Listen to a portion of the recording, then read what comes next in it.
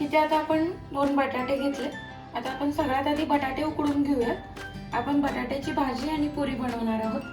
तर सगळ्यात आधी आपण 3 ते 4 शिट्या किंवा 2-3 शिट्या आपण ह्याच्या करून घ्यायच्या. याला आपण 2-3 शिट्यांपेक्षा थोडीशी एखादी शिट एक्स्ट्रा झाली तरी चालेल, म्हणजे जास्त बटाटा शिजला तरी चालेल. आता आपण बटाटे उकडून घेतले कुकरला, 3-4 शिट्या दिल्या. आता आपण इथं बटाट्याच्या भाजीसाठी थोडासा मसाला करूया. इथे मी थोडीशी कोथिंबीर घेतले, 2 अद्रकचे तुकडे घेतले, 4 लसणाच्या पाकळ्या घेतल्या आणि एक अर्धा छोटा साईजचा किंवा मोठ्या साईजचा असेल तर अर्धा कांदा, 1 टोमॅटो. आता आपण याच्या सगळ्याची पेस्ट बनवायची. आता इथं आपण बटाटे कुकर मधून काढून घेतले आणि त्याची कट करून ठेवलेत आपण, म्हणजे थोडंसं थंड होईल तोपर्यंत आपण ग्रेव्ही बनवून घेऊया. आता आपण इथं 4 ते 5 चमचे तेल घेतले. आता आपण तेल गरम करून घ्यायचंय. तेल गरम झालंय. आता आपण अर्धा चमचा मोहरी आणि थोडेसे जिरे टाकले. आपण मसाला म्हणजे जी ग्रेव्ही बनवली त्यामध्ये टोमॅटो टाकलाय, कांदा पण टाकला होता अर्धा. आता आपण अर्धा कांदा यातला फोडून टाकायचा आहे थोडासा टेस्टसाठी, म्हणजे चिरून टाकायचा आहे त्यातला अर्धा कांदा.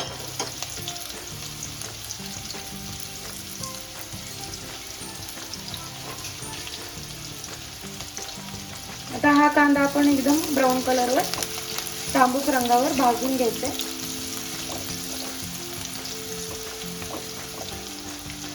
त्याच्यातच आता आपण लगेच कढीपत्ता टाकायचा आहे. कढीपत्ता जास्त तेलात तडक्यात टाकायचा नाही, नाहीतर मग त्याला अगदी कुरकुरीतपणा येतो. असा टाकला तर त्याची चव लागते यामध्ये.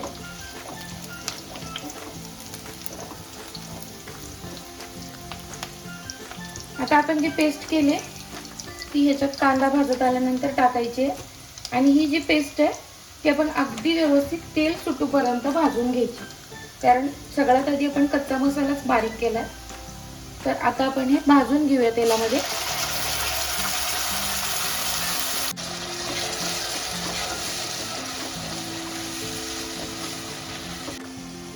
आता आपण हा मसाला जो आहे ह्याला आपण तेल सुटूपर्यंत भाजलाय. आता आपण हा घरचा मसाला आणि 2 चमचे धना पावडर, 1 चमचा आणि हळद अर्धा चमचा असं सगळं आपण ह्याच्यात टाकून घेतलंय. आता पुन्हा आपल्याला अगदी व्यवस्थित असं ह्याला भाजून घ्यायचंय. आपण थोडंसं ह्याच्यात पाणी टाकायचंय, थोडंसं पाणी टाकायचं आपण ह्याच्यात आणि त्याला अगदी व्यवस्थित असं भाजून घ्यायचंय.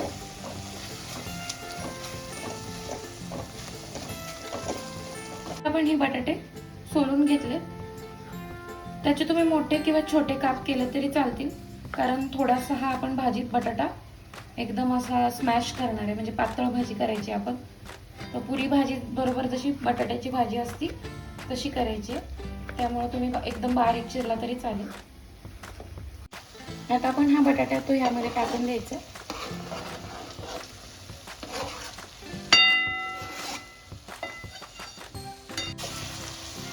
आपण आता याला पूर्ण एकजीव करायचं.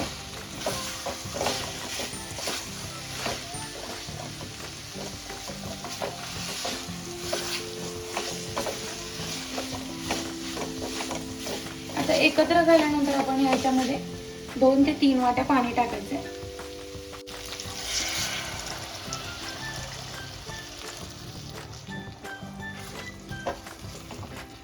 आता पूर्ण मसाल्यामध्ये पण आपण अजून बटाटा अगदी व्यवस्थित असं मसाल्यामध्ये शिजवून घ्यायचंय.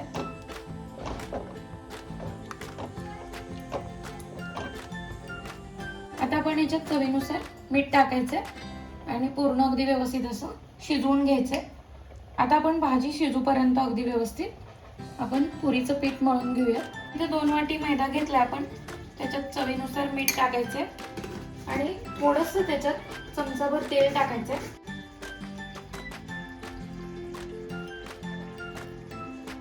आणि आता आपण हा मैदा जो आहे तो आपण मळून घ्यायचंय. आता आपण मळून घेऊया. अगदी घट्टसर पुरीला कसं मळायचं त्याचा अंदाज तुम्हाला असेलच, तर त्या हिशोबाने आपण याला मळून घ्यायचंय.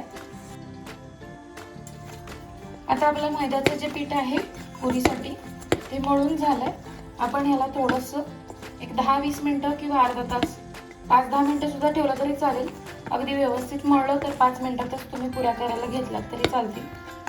आता आपण हे अर्ध्या तासासाठी रेस्ट करणार आहोत. आता आपण यावर थोडीशी कोथिंबीर टाकून घ्यायची आणि आपली भाजी आहे ती तयार झाली. आता आपण पुऱ्या तळून घेऊया. आता आपण तेल गरम करत ठेवलंय.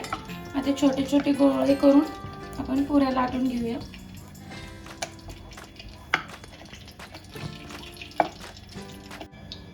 आता आपण तेल तापलंय, पुरी तळून घेऊया.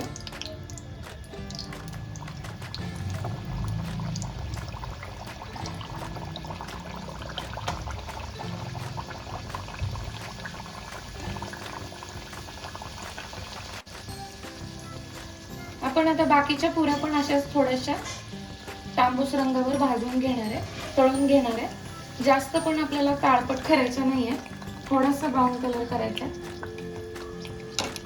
मस्त अशी आपली पुरी भाजी तयार झालेली आहे. व्हिडिओ आवडल्यास लाईक करा, शेअर करा, सबस्क्राईब करायला विसरू नका. व्हिडिओ शेवटपर्यंत बघितल्याबद्दल धन्यवाद.